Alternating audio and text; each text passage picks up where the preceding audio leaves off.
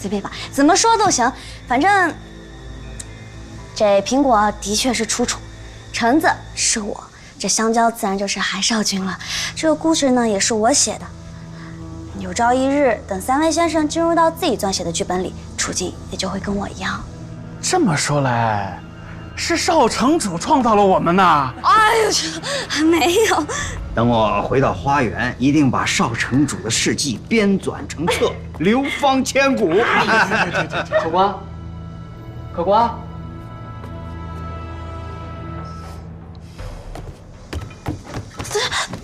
韩双，韩双，不是韩双，你等等我。韩双，韩双，韩双，你别跑了。韩双，不是，你听我解释。啊！好痛，疼。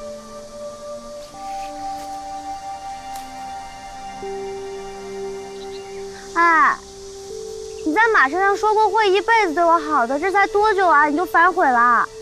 如果我今天没有听到你们的对话，你还要瞒我到什么时候？我本来是想到了玄虎城慢慢跟你解释的，我真的没有故意想要瞒你，只是很多事情最开始真的不能说了。你故意栽赃我迫害苏木，将我流放。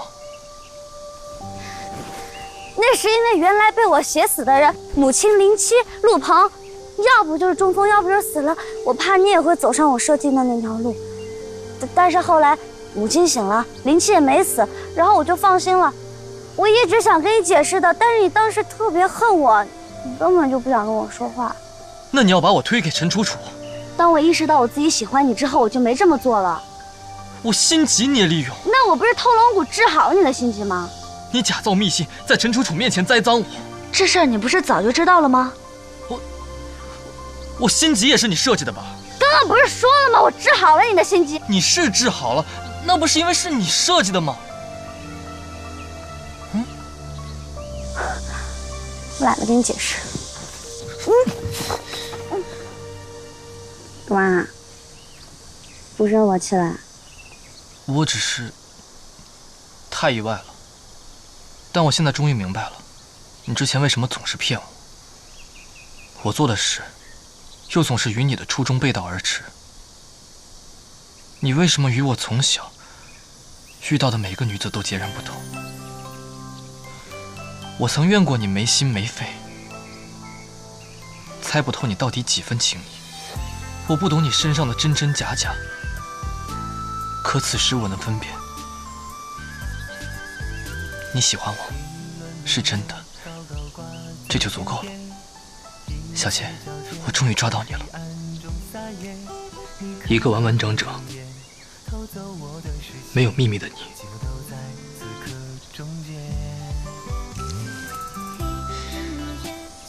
我喜欢你，是真的喜欢你。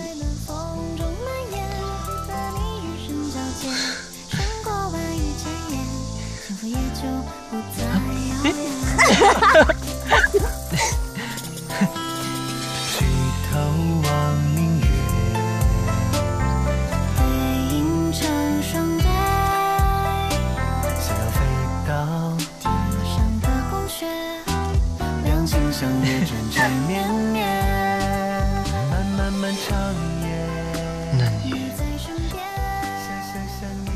你究竟是不是神仙？你拜拜我不就知道了吗？娘子在上，请受夫君一拜。